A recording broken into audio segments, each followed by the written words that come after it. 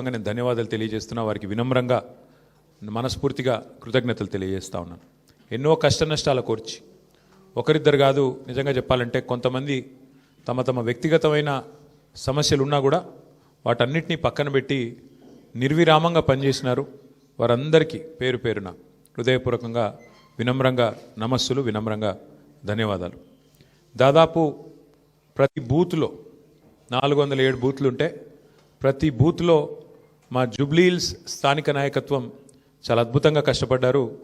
వారికి కూడా హృదయపూర్వకంగా నా ధన్యవాదాలు, హృదయపూర్వకంగా వారికి కూడా నమస్కారాలు. శ్రీమతి మాగంటి సునీత గోపీనాథ్ గారు అభ్యర్థి కొత్తదైనప్పటికీ, వారికి ఇదివరకు రాజకీయ అనుభవం లేకపోయినప్పటికీ వారు కూడా నిజంగా చాలా కష్టపడ్డారు. చాలా పెద్ద ఎత్తున వారు కూడా మరి పోరాటం కూడా చేసినారు. చివరి రోజు మరి ఏ రకంగా వారు పోరాడినారో మీరు అందరూ కూడా చూశారు. వారికి కూడా నా అభినందనలు. ఎందుకంటే కొత్త అభ్యర్థి అయినప్పటికీ ఎక్కడా కూడా ప్రత్యర్థి, ముఖ్యంగా అధికార పార్టీ అయినప్పటికీ, అధికార యంత్రాంగం మొత్తం ఉన్నప్పటికీ వారు కూడా మొక్కవోని ధైర్యంతో కొట్లాడినారు. సునీత గోపీనాథ్ గారికి మనస్ఫూర్తిగా నా అభినందనలు. అట్లాగే బీఆర్ఎస్ పార్టీకి మరి ఓటేసిన జూబ్లీహిల్స్ ప్రజలకి మరి చివరి ఓటింగ్ శాతం ఇంకెంత తెలియదు, బట్ చాలా గణనీయంగా గౌరవప్రదంగా మా పార్టీకి కూడా ఓట్లు వచ్చినాయి. మరి మాకు ఓటేసిన జూబ్లీహిల్స్ ప్రజలందరికీ కూడా పేరు పేరున వారికి కూడా కృతజ్ఞతలు. సరే, సహజంగానే ఒక రాజకీయ పార్టీగా ఎన్నికల్లో దిగినప్పుడు గెలుస్తామనుకొని దిగుతాం, గెలుస్తామనుకొని కొట్లాడతాం, గెలవాలని కొట్లాడతాం. అట్లనే కొట్లాడినాం. గత 2 ఏళ్లుగా బీఆర్ఎస్ పార్టీ ప్రధాన ప్రతిపక్ష పార్టీగా తన పాత్రను అద్భుతంగా పోషించింది. ప్రజా సమస్యలను మరి కేంద్రంగా చేసుకొని ప్రజల వాదనను, ప్రజల వేదనను ఇవాళ ప్రభుత్వం ముందు పెట్టడంలో, అది శాసనసభలో అయితేనేమి, ప్రజాక్షేత్రంలో అయితేనేమి, సోషల్ మీడియాలో అయితేనేమి చాలా బలంగా బీఆర్ఎస్ పనిచేస్తున్నది. మా పని ఇట్లాగే భవిష్యత్తులో కూడా కొనసాగుతూనే ఉంటుంది. ఎందుకంటే ఈ ఉప ఎన్నికల్లో కూడా మేము నిజాయితీగా కొట్లాడినాం. ప్రజా సమస్యలనే కేంద్ర బిందువుగా చేసుకొని, ప్రజలనే ఎజెండాగా చేసుకొని ఎన్నికల్లో డెఫినెట్గా చిత్తశుద్ధితో నిజాయితీగా మేము కొట్లాడినాం. మీకు తెలుసు ఎట్లా ఎన్నికలు జరిగినాయి కూడా అందరూ చూసినారు, నేను చెప్పక్కర్లేదు ప్రత్యేకంగా. మరి మొత్తం ఎన్నిక ప్రచారం ముగిసేదాకా ఎట్లా జరిగింది, ప్రతి సర్వేలో కూడా బీఆర్ఎస్ గెలుస్తుందని ఎట్లా చెప్పింది, ఆ తర్వాత ఆఖరి 3 రోజులు ఏం జరిగింది, ఇదంతా ప్రజలు చూసినారు. నేను అందులోకి పోను, అవి చెప్పను. కానీ ఒకటి మాత్రం వాస్తవం, ఈ ఎన్నిక డెఫినెట్గా మరి మాకు కొత్త ఉత్సాహాన్ని ఇచ్చింది, కొత్త బలాన్ని ఇచ్చింది. ఎందుకంటే మరి స్పష్టంగా ప్రజలు ఒక తీర్పు ఇచ్చారు. ఈ రాష్ట్రంలో ప్రత్యామ్నాయం కేవలం బీఆర్ఎస్ మాత్రమే. ఇంకా అది అందులో అనుమానమే లేకుండా ఖచ్చితంగా ఈ ప్రభుత్వం ఏదైతే పనిచేస్తుందో వారికి ప్రత్యామ్నాయంగా పోరాడుతున్న ఒకే ఒక్క పార్టీ బీఆర్ఎస్ అనే మాట స్పష్టంగా ప్రజలు చెప్పారు. డెఫినెట్గా దాన్ని కూడా మేము మాకు ఒక సానుకూల అంశంగానే తీసుకుంటా ఉన్నాం. సరే, ఇక ఈ ఎన్నికల్లో ఏ రకంగా అధికార యంత్రాంగం మోహరించింది, ఏ రకంగా వారు పనిచేశారు, ఇవన్నీ కూడా మీ కళ్ళ ముందున్నాయి. నేను వాటి విషయంలోకి ఎక్కువగా పోను.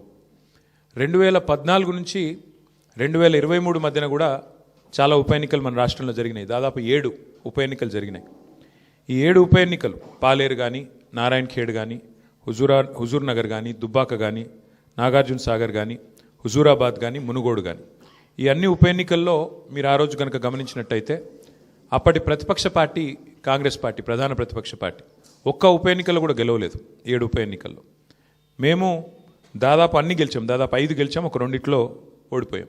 అంతే తప్ప మరి ప్రతిపక్షంలో ఉన్న కాంగ్రెస్ పార్టీ ఆనాడు ఒక్క ఉప ఎన్నికల్లో గెలవకపోయినా చివరికి మళ్ళీ 2023 సార్వత్రిక ఎన్నికల్లో వారు విజయం సాధించారు, గవర్నమెంట్ కూడా ఫామ్ చేశారు. అట్లాగే మధ్యలో జిహెచ్ఎంసీ ఎన్నికలు వస్తే కూడా, గ్రేటర్ హైదరాబాద్ కార్పొరేషన్ ఎన్నికల్లో కూడా మరి ప్రతిపక్షంలో ఉన్న కాంగ్రెస్ పార్టీకి ఆనాడు కేవలం 1-2 కార్పొరేటర్ సీట్లు వచ్చిన విషయం కూడా ఒక్కసారి గమనంలోకి తీసుకోవాలని చెప్పి కూడా నేను కోరుతా ఉన్నా. అట్లాగే ఈ ఎన్నికల్లో ముఖ్యంగా ప్రజల తరపున వాదన బలంగా వినిపించగలిగాం. ఎన్నికల ఎజెండాను ఖచ్చితంగా నిర్దిష్టంగా బలంగా ప్రతిపక్షంగా మేమే సెట్ చేయగలిగాం. ప్రజా సమస్యలను ప్రధానంగా 6 గ్యారంటీల అమలులో ప్రభుత్వ వైఫల్యాన్ని బలంగా ప్రజల్లోకి తీసుకొని పోయాం. 6 గ్యారంటీల విషయంలో ప్రభుత్వం చేసిన మోసాన్ని తీసుకొని పోయాం. హామీల ఎగవేతను బాకీ కార్డుల రూపంలో ప్రధాన చర్చగా చేయగలిగాము. ఇది బీఆర్ఎస్ సాధించిన విజయంగా మేము భావిస్తూ ఉన్నాం. అట్లాగే మేము అనవసరపు అంశాల జోలికి పోలేదు. కులము, మతము వీటి పేరు మీద డైవర్షన్ రాజకీయాలు చేయలేదు, బూతులు అసలు మాట్లాడలేదు. ఆఖరికి ప్రభుత్వంలో ఉన్నవాళ్ళు ఫ్రస్ట్రేట్ అయిపోయి బూతులు మాట్లాడినా మేము మాత్రం బూతులు మాట్లాడలేదు, కేవలం ప్రజా సమస్యల గురించే మాట్లాడాం. చాలా హుందాగా ఈ ఎన్నికల్లో కొట్లాడినామని చెప్పి నేను అనుకుంటా ఉన్నా. అట్లాగే జనాలకు అవసరమైన పాయింట్లు, ప్రజలకు అవసరమైన పాయింట్లను మాత్రమే చర్చకు పెట్టాం. కాంగ్రెస్ బీజేపీ ఎన్ని రకాలుగా మమ్మల్ని కవ్వించే ప్రయత్నం చేసినా సంయమనం కూడా పాటించాం. అట్లాగే మేమేం చేశాము, ఎందుకంటే ఒక 10 ఏళ్ళు ప్రభుత్వాన్ని నడిపిన ఒక జవాబుదారీ పార్టీగా, ఒక బాధ్యత గల ప్రతిపక్షంగా 10 ఏళ్ళు మీరు ఏం చేశారు జూబ్లీహిల్స్ కంటే 5,328 కోట్లతో అభివృద్ధి సంక్షేమ కార్యక్రమాలు చేశామని చెప్పి లెక్కల సహితంగా మరి ప్రజల ముందు పెట్టాము. చాలా పారదర్శకంగా పనిచేశామని చెప్పి ఎన్నికలు కూడా పోయినాం. అట్లాగే కాంగ్రెస్ ఎగ్గొట్టిన వాటిని కూడా లెక్కలతో సహా ఇంటింటికి తీసుకొని పోయాం బాకీ కార్డుల ద్వారా. అట్లాగే ప్రజా సమస్యలు, బస్సు ఛార్జీల పెంపు మీద నిరసన చెప్పాము. బస్తీ దవాఖానాలు విజిట్ చేసి ప్రభుత్వ యంత్రాంగంలో చలనం తీసుకొచ్చాము. హైడ్రా విధ్వంసం మీద, ప్రభుత్వంలో ఉన్న పెద్దల ద్వంద్వ ప్రమాణాల మీద, డబుల్ స్టాండర్డ్స్ మీద కూడా ప్రభుత్వాన్ని ఎండగట్టగలిగాం. ఆటో అన్నల సమస్యలను కూడా ప్రభుత్వం దృష్టికి తీసుకురాగలిగినాం. వాళ్ళ తరపున కూడా గట్టిగా మాట్లాడినాం. హైదరాబాద్లో రోడ్ల దుస్థితి విషయంలో కూడా ప్రభుత్వాన్ని కదిలింపజేయగలిగినాం. శాంతి భద్రతల విషయంలో కూడా మా నిరసన గట్టిగా చెప్పాం. ఈ రకంగా ప్రజా సమస్యలనే కేంద్ర బిందువుగా మా పార్టీ ఎన్నికల ప్రచారాన్ని చాలా హుందాగా నిర్వహించింది. తద్వారా ప్రభుత్వం కూడా మాట్లాడక తప్పని అనివార్యత కల్పించాం. చివరికి 2 ఏళ్లలో ఒక్కసారి కూడా మరి సమీక్ష చేయని ముఖ్యమంత్రి గారు ఆఖరి ఎలక్షన్ ముందు రోజు 6 గ్యారంటీల మీద సమీక్ష చేయక తప్పని పరిస్థితి కూడా వచ్చింది అంటే ముమ్మాటికి అది బీఆర్ఎస్ విజయమే. అట్లాగే 2 ఏళ్లుగా మైనారిటీకి మంత్రివర్గంలో స్థానం లేదు. బీఆర్ఎస్ ఏదైతే మరి మంత్రివర్గంలో ఇట్లా మైనారిటీలకు స్థానం లేదు, ఒక ఎంపీ లేరు, ఎమ్మెల్యే లేరు, ఎమ్మెల్సీ లేరు అని గట్టిగా మాట్లాడితే చివరికి అనివార్యంగా అజారుద్దీన్ గారికి మంత్రి పదవి ఇయ్యక తప్పని అనివార్యత కల్పించింది కూడా ఖచ్చితంగా మా యొక్క ఎన్నికల ప్రచార సరళి. తప్పకుండా ప్రధాన ప్రతిపక్షంగా మరి మా బాధ్యత మేము నిర్వర్తించినాం. సరే, సహజంగానే ఒకటి మాత్రం ఉంది, గెలుపు ఓటములు పెద్దలు కేసీఆర్ గారు ఎప్పుడు చెప్తుంటారు, గెలవాల్సింది పార్టీలు కాదు, గెలవాల్సింది ప్రజలు అని. మేము కూడా మనస్ఫూర్తి కోరుకునేది ప్రజాస్వామ్యంలో చర్చ జరగాల్సిందే, మీడియాలో జరగాల్సిందే, బయట జరగాల్సిందే, తప్పకుండా ప్రజల్లో కూడా జరగాల్సిందే. ఈ ఎన్నిక ఎట్లా జరిగింది అనే విషయంలో కూడా చర్చ జరగాలి. ఎందుకంటే ఈరోజు కాదు, మేము 4 రోజుల ముందే చెప్పాం ఎన్ని రకాల అక్రమాలకు కాంగ్రెస్ తెరలేపిందో చెప్పాం. అభ్యర్థి యొక్క సొంత తమ్ముడికి 3 ఓట్లున్న విషయాన్ని మీ ముందు పెట్టాం, ఆధారాలతో సహా మేము స్పష్టంగా మీ ముందు బయట పెట్టాం. ఎన్నికల కమిషన్ అడిగాం, కోర్టుకు పోయాం. ఎన్ని ప్రయత్నాలు చేయాలో అన్ని ప్రయత్నాలు పారదర్శకంగా ఫ్రీ అండ్ ఫెయిర్ ఎలక్షన్ కోసం జరగాలని ప్రయత్నం చేసినాం. షెడ్యూల్ వచ్చిన నాటి నుంచి పోలింగ్ డే దాకా ఏమేం జరిగినాయో, ఎన్ని రకాల అక్రమాలు, ఎన్ని రకాల అవకతవకలు, ప్రలోభాలు, ఎన్ని రకాల ఒత్తిళ్లు, ఇవన్నిటి మీద కూడా చర్చ తప్పకుండా జరగాల్సిందే. ఏదేమైనప్పటికీ సరే, అల్టిమేట్గా ప్రజాస్వామ్యంలో ప్రజా తీర్పు శిరోధార్యం. తప్పకుండా మరి ఇవాళ మేము కూడా ఓట్లేసిన ప్రజలకు ధన్యవాదాలు చెప్తున్నాం. అట్లాగే మిగతా వారికి కూడా మేము విజ్ఞప్తి చేస్తూ ఉన్నాం. ప్రధాన ప్రతిపక్షంగా మా పాత్రను మీరు గమనించారు. ప్రధాన ప్రతిపక్షంగా మేము గెలవాలని కోరుకున్నాం, సహజంగా గెలుస్తామని ఆశించినాం. బట్ ఎలాంటి నిరాశ లేదు, మా పని మేము చేసుకుంటూ పోతూనే ఉంటాం.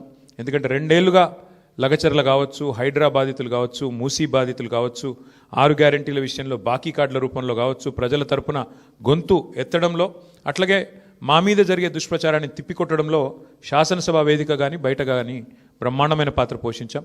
రేపటి రోజున కూడా అట్లాగే ముందుకు పోతాం. మరి మా కార్యకర్తలకు కూడా నేను చేసే విజ్ఞప్తి, సన్నద్ధమవుదాం. అన్ని రకాలుగా ప్రజాక్షేత్రంలో మనం ఈ ప్రభుత్వాన్ని నిలదీయడంలో సఫలమైనాం. ముఖ్యంగా మా సోషల్ మీడియాలో పనిచేసే మా తమ్ముళ్ళు చెల్లెళ్ళకు కూడా నేను హృదయపూర్వకంగా అభినందనలు చెప్తా ఉన్నాను. చేస్తున్న పని మీకెవరికి నేనేమి పార్టీ తరపున జీతం ఇవ్వడం లేదు, మీకెవరికి నేను ఇచ్చేదేమీ లేదు. అయినప్పటికీ వాలంటరీగా పార్టీ మీద ఉన్న ప్రేమతో, నాయకుడు కేసీఆర్ గారి మీద ఉన్న అభిమానంతో మీరు చేస్తున్న కృషి, మీరు చేస్తున్న పని ఏదైతే ఉన్నదో మనస్ఫూర్తిగా నేను మీకు కూడా ధన్యవాదాలు తెలియజేస్తా ఉన్నా. అట్లాగే మా పార్టీ కార్యకర్తలకు, మరి మా గులాబీ కుటుంబ సభ్యులందరికీ నేను చేసే ప్రార్థన, దీంతో మనం నిరాశపడవలసిన అవసరం లేదు, బాధపడవలసిన అవసరం లేదు. తప్పకుండా ముందుకు పోదాం. అట్లా అనుకుంటే ఇవాళ జాతీయ స్థాయిలో కూడా మీరు చూసినట్టయితే మరి కాంగ్రెస్ పార్టీ బీహార్లో తన ఉనికిని కోల్పోయే పరిస్థితి ఉన్నది. కాబట్టి ఇవన్నీ సహజం, గెలుపులు ఓటములు సహజం. దీన్ని ఏదో పెద్ద సెట్ బ్యాక్ లాగా చూసుకోవాల్సిన అవసరం లేదు. తప్పకుండా మరింత బలంగా వద్దాం, ముందుకొద్దాం. ఒక రబ్బర్ బంతిని గోడకేసి కొడితే ఎట్లయితే తిరిగి బలంగా వెనకకు వస్తుందో అట్లా మనం కూడా తప్పకుండా తిరిగి వెనక్కొద్దాం. పెద్దలు కేసీఆర్ గారు తిరిగి రాష్ట్రానికి ముఖ్యమంత్రిగా మళ్ళీ బాధ్యతలు చేపట్టేదాకా ఎవరి శక్తి మేరకు వారు శక్తి వంచన లేకుండా కష్టపడదామని చెప్పి మా నాయకులు కార్యకర్తలకు మరొకసారి ధన్యవాదాలు తెలియజేస్తూ కష్టించి పనిచేసిన మా నాయకత్వం మొత్తం కూడా ఇక్కడ ఉంది. ఒక ఇద్దరు గురించి నేను ప్రత్యేకంగా చెప్పాలి. హరీష్ రావు గారు మధ్యలో పాపం వారి తండ్రి అనుకోకుండా అకాల మరణం జరిగింది. అయినప్పటికీ ఆయన ఇవాళ కూడా పూజలో ఉన్నారు. ఈ నిమిషానికి కూడా పాపం వారి తండ్రి గారికి సంబంధించిన స్వర్గపాత్రకు సంబంధించిన పూజలో ఉన్నారు. అయినప్పటికీ ఇంట్లో ఉండి కూడా ఆయన కూడా చాలా కష్టపడ్డారు. వారితో పాటు ఇంకా చాలామంది, మా రవీంద్రరావు గారు మా ఎమ్మెల్సీ, వారి సొంత అన్నగారు చనిపోయినారు. అన్నగారు చనిపోతే కూడా ఉదయం పోయి సాయంత్రం వచ్చినారు. అంటే అంత కమిట్మెంట్తో మా నాయకత్వం పనిచేసింది. అట్లా ఇంకెంతోమంది ఉన్నారు. నేను ఒకరిద్దరు పేర్లు చెప్తున్నాను, ఏమనుకోవద్దు. ఎంతోమంది నాకు తెలిసిన 2 ఎగ్జాంపుల్ చెప్పినాను. ఇంకెంతోమంది తమ తమ కుటుంబాలను వదిలేసి దీపావళి కూడా పోకుండా మా నాయకులు హైదరాబాద్లోనే ఇక్కడే ఉండి దీపావళి పండుగ కూడా పోకుండా కుటుంబంతో ఉండకుండా జూబ్లీహిల్స్ నియోజకవర్గంలోనే మకాం వేసి పనిచేసినారు. వాళ్ళందరికీ కూడా నేను శిరస్సు వంచి ధన్యవాదాలు తెలియజేస్తా ఉన్నా. సరే, దీన్ని ఒక చిన్న సెట్ బ్యాక్గా చూస్తాం తప్ప ఇంకోటి కానీ కాదని మళ్ళొకసారి తెలియజేస్తూ, పత్రికా మిత్రులు కూడా అందరు సహకరించారు, మా ఇంటర్వ్యూలు తీసుకున్నారు, ప్రజల వాణిని కూడా వినిపించారు. మీకు కూడా ప్రత్యేకంగా మీడియా కూడా ధన్యవాదాలు తెలియజేస్తూ మీ అందరికీ నమస్కారం. Thank you. ఏమైనా అడగదలుచుకుంటే అడగచ్చు, లేదంటే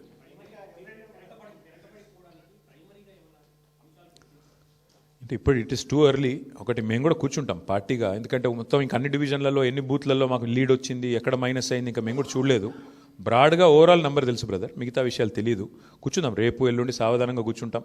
మా నాయకత్వం మొత్తం పనిచేసింది. సీనియర్లు మంత్రులుగా పనిచేసిన వాళ్ళు కూడా 10 బూత్లకు ఒకరు ఇన్ఛార్జ్గా తీసుకున్నారు. ఇప్పుడే ప్రశాంత్ రెడ్డి గారు చెప్తున్నారు నాకు, అన్న మా షేక్పేట్లో మా 10 బూత్లలో నా దగ్గర మాత్రం 1100 మెజారిటీ వచ్చిందని చెప్పి ఇప్పుడే ప్రశాంత్ రెడ్డి గారు చెప్తున్నారు. విశ్లేషించుకుంటాం, అట్లా ఎట్లెట్లా క్లస్టర్ల వారీగా ఎక్కడెక్కడ ఏం జరిగింది చూసుకుంటాం, సమీక్ష చేసుకుంటాం, డెఫినెట్గా ఆత్మవిమర్శ చేసుకుంటాం. ఎందుకంటే ప్రజలు మరి అల్టిమేట్గా ఎందుకు మొగ్గు చూపారు కాంగ్రెస్ పార్టీ వైపు అనేది కూడా మేము కూడా విశ్లేషించుకోవాలి, ఆత్మవిమర్శ చేసుకోవాలి. తప్పకుండా ఏదైతే ఉందో మా పోరాటం మాత్రం కొనసాగుతుంది. ప్రజా సమస్యల మీద, ప్రభుత్వం మీద, ప్రజలకిచ్చిన హామీలు నెరవేర్చే అంశంలో మాత్రం డెఫినెట్గా మా పోరాటం కొనసాగుతుంది. మిగతా అన్ని విషయాలు చర్చించడానికి బోలెడ్ టైం ఉంది. తప్పకుండా అన్ని కూడా ఆలోచించి నిర్ణయం తీసుకుంటాం.